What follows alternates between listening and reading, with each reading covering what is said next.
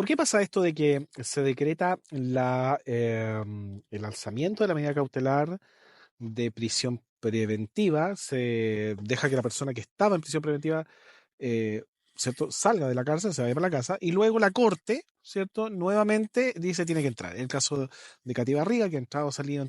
Ahora el caso del señor Hermosilla, ¿cierto? Que justamente el juez de garantía, el tribunal de garantía, en su momento decretó que ya no era necesaria la medida cautelar, lo mandó a la casa y ahora la corte revierte. Y hoy día mismo se está discutiendo justamente las medidas cautelares del señor Monsalve. ¿Qué ocurre con esto? ¿Por qué es como que entra, que sale, que entra, que sale? ¿Por qué pasa esto?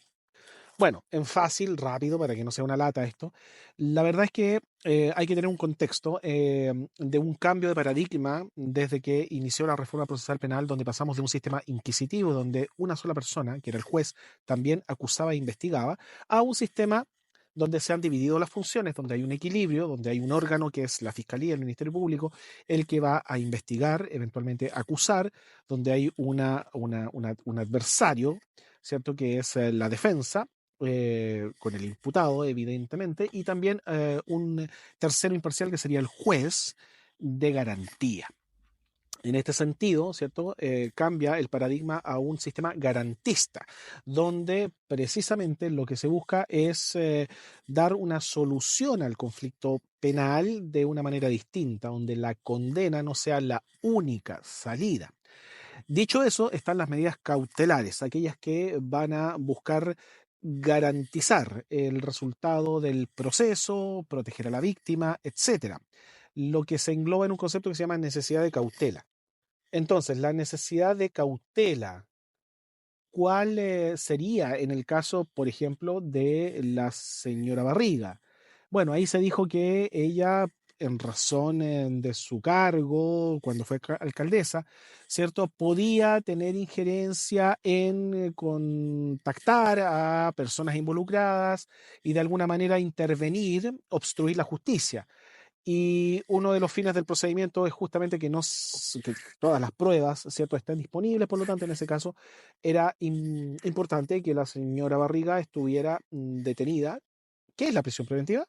Es afectar un derecho fundamental que tenemos, que es la libertad, en este caso la libertad de movimiento, ambulatoria. En el caso del señor Hermosilla, también tiene que ver con eso, en el contexto, ¿cierto?, de la historia que conocemos de él. Justamente lo que se busca es que él no contacte a los posibles involucrados. Sin embargo, es un poquito irreal, es un poquito una ilusión en el caso, creo yo, del señor Hermosilla, porque el hermano también es un abogado connotado, él tiene, o sea, por estar recluido no quiere decir que no vaya a tener contacto, digamos, ¿cierto?, a través de terceros. Ahí es un poquito iluso. Ahora, en el caso de señor Monsalve, igualmente lo mismo, por el cargo que él desempeñaba, podía tener el poder para ocultar ciertas pruebas que pudieran ser necesarias para esclarecer si se había cometido o no el delito que se le imputa. Y también en el caso del señor Monsalve, que se está discutiendo hoy día, se habla de la protección de la víctima. Recordemos que está acusado por un delito grave. Bueno, ustedes saben de qué estoy hablando. La cuestión es que en el caso del señor Monsalve es bastante raro que el señor Monsalve vaya a ir a visitar a la supuesta víctima y día que están todas las cámaras encima, digamos, y eso lo hizo al principio. Entonces, claro, en algún momento aquí se produce digamos, una mirada de dos posturas.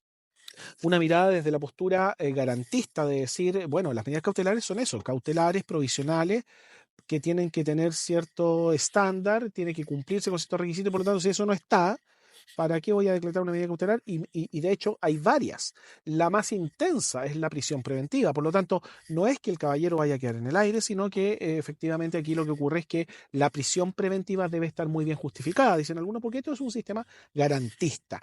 La medida cautelar de prisión preventiva no puede ser ocupada como una precondena, y ahí hay una postura. Y la otra postura es decir, bueno, pero también es necesario mantener el procedimiento lo más seguro posible, la víctima lo más seguro posible, y en ese sentido, si hay una necesidad de cautela y se cumplen ciertos requisitos legales que están evidentemente en nuestra legislación, bueno, deben decretarse estas medidas cautelares y decretarse también la medida de prisión preventiva en aquellos casos en que la cautela requiera esto. todo esto es una lata, ¿no? Pero quiero como explicarte esto, porque ¿por qué entra y sale? ¿Cierto? Sí, eso es. Entonces, en algún momento el juzgado de garantía, en el caso de la señora Katy Barriga, en el caso del señor Hermosilla, consideró que ya no existía necesidad de cautela, que ya había pasado bastante tiempo. En el caso del señor Hermosilla ya se había investigado bastante, hay varias aristas que se han abierto, hay mucha información, por lo tanto, señor, voy a modificar la medida cautelar de prisión preventiva al de arresto domiciliario o arresto nocturno. Y es lo mismo que se está discutiendo hoy día respecto al señor Monsalve. ¿Existe o no todavía la necesidad de cautela? Y por otro lado, ¿cierto? En el caso del señor Monsalve también hay bastante investigación ya, sin perjuicio de que hoy día también se va a discutir una ampliación del plazo de investigación. Bueno, esta segunda mirada es decir, bueno, las medidas cautelares deben justificarse, deben haber elementos para sostener la necesidad de cautela. ¿Y qué pasa también?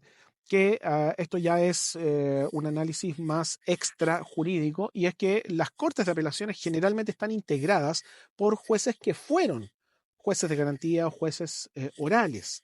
Generalmente los jueces que suben a la segunda instancia son jueces que se dedicaron a esta materia. Por lo tanto, pueden haber distintas eh, bueno, jueces muy preparados, ¿cierto? Además, y distintas visiones de cómo aplicar los estándares probatorios, la interpretación de las normas y los hechos que se presentan para sostener o no la necesidad de mantener una medida cautelar. En ese caso, entonces, la jueza que dejó en libertad de,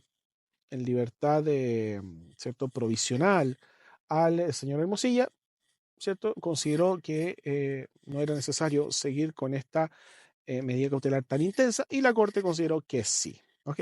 Y hoy día, si el juez de garantía que está conociendo del caso del señor Monsalve, de la discusión de las medidas cautelares, considera que ya no existe un riesgo para la víctima ni para el procedimiento, bueno, decretará una modificación de la cautelar y lo mandará a su casa, y eso se revisará en un par de días más en la Corte, y posiblemente la Corte lo revierta o lo confirme.